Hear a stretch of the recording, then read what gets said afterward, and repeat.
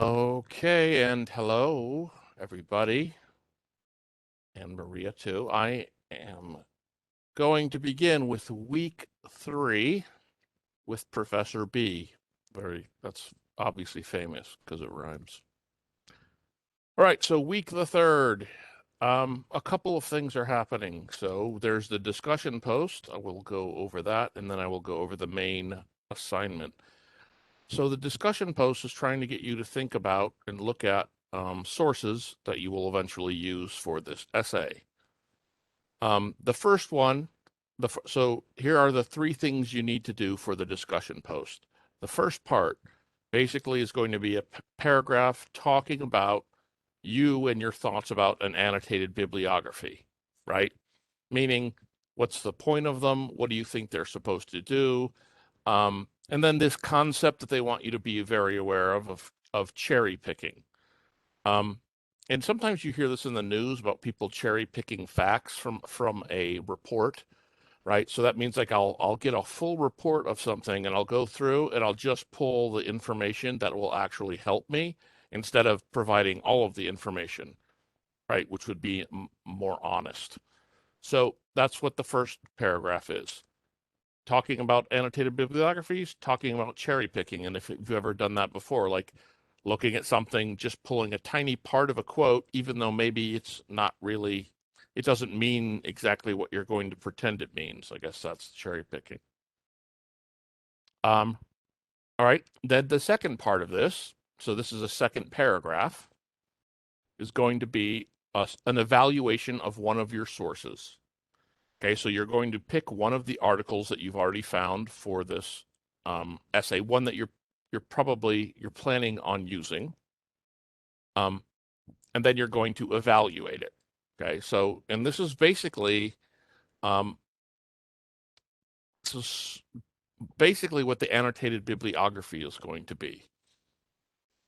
Now this one's a little more intense than that. So here, let me show you. See if I can.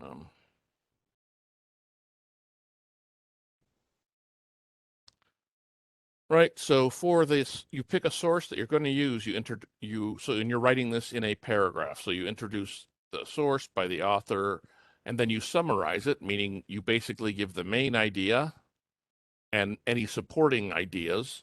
Okay. So you're not really interested in specifics, um, like evidence, like numbers, like any of the things, because summaries are really supposed to be about getting the main idea out and any supporting ideas, but not real concrete information. That's not does not belong in a summary. Explain why you decided to choose this source to pay attention to. So, like I said, I'm hoping that you'll pick a source like the best one you found so far, right? That would be great. So you can explain how useful you think like uh, what will it let you develop in your own essay, right? Because of this source, I'll be able to argue this, or I'll be able to support this part of my argument. You're going to run through the 5 elements of the CRAP test, which is just English people's hilarious way of creating an acronym that has to do with crappy sources, or actually determining whether a source is crap or not. Um, then you're going to explain how much, how often, like how many times did you read it to understand it? Um, how have you benefited from paying more attention, like to this source, like reading it more than once, or a few times? What did you benefit? Like usually, right, people understand something that they didn't understand during the first reading, a concept, idea, definition, anything. So anyway, that's you will talk about those things. I'll talk about the CRAP test in a minute. And then the third thing you have to do, which is like every week, is you're doing follow-up post. Right? So you're going to pick a peer, you're going to do a follow-up, and again, the goal of this is that you want to pick one of the ideas or concepts that they are discussing in their own post. You sort of want to focus on that and try to build on that, like add to it, connect to it. Um, if you could connect to one of your other readings that you're doing, that would be fantastic. Always, if you can, you would like to see if you can integrate or use a source, use and cite a source. Could be from the textbook, could be from the lesson. But if you do that, that usually helps to develop and add to what the person's post is, as opposed to just saying, "Yeah, I liked it. You did a good job," which is easy for us to do. Okay, so here's the quick rundown of the CRAP test. So it stands for currency, relevance, authority, accuracy, and purpose. The idea is that you have a source, and what you're doing is you're evaluating it using these characteristics. All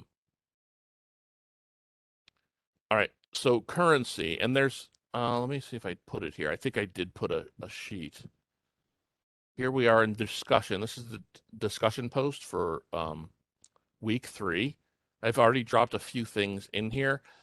This one was from last time, but it's a quick thing about finding scholarly sources on Google, which people I thought might find useful then and still might find it useful now since we're still dealing with finding sources. A chart about the difference between scholarly and regular sources. There's the PowerPoint that I'm actually going through right now. Then there's a test worksheet that you don't actually have to do, right? Like it's not part of the assignment, but you could, download it and have it so that when you're going over your source, you could sort of look at these and just ask yourself these questions. And, that's basically what they want you to do. I don't think that they don't want an in-depth, like complete documentation of each of these, but you're sort of want to make sure you think about all of the different points. And in your discussion post, that you discuss a couple of them, right? Like this is current because this is when it was published. Any of these questions that they give you, you could answer any of those, like, one for each thing in your discussion post, because it asks you to go over to review it using the CRAP model. And these are the same questions, right? So currency, timeliness of the information, right? So the more recent it is, usually the better it is. This usually goes for most sciences and social sciences too. Is the information current? So, like I said, you run through this for currency, and then maybe you reply on your discussion post. You go currency. Here's when it was published. It's definitely current for my topic. It does seem to cite current studies. One was done last year, things like that, like brief little bits. So relevance means, does it relate to your actual topic, right? So it might have great information. It might be recent, but now it's like, how well does it match with what you're going to argue? So does it relate to it? Can you tell who the audience is for? They mean for the article. Usually it's for other academic people. If it's a scholarly article, right, it's usually written for other academics in the field. Occasionally written for general public too, but is the information appropriate? Have you looked at a variety of sources before deciding, okay, would you use this source at a report for an employer, right? Again, you don't have to fill out any of this stuff. It's just, these are some questions to run through your head. My suggestion is that you pick one of them that makes sense to you and you use it in your discussion post. So you go relevance. Yes, it relates to my topic because of this. And you write a couple sentences and you're done with relevance. So we've done currency, timeliness. Is it an old article? Relevance, meaning it connects to your own work. We have authority.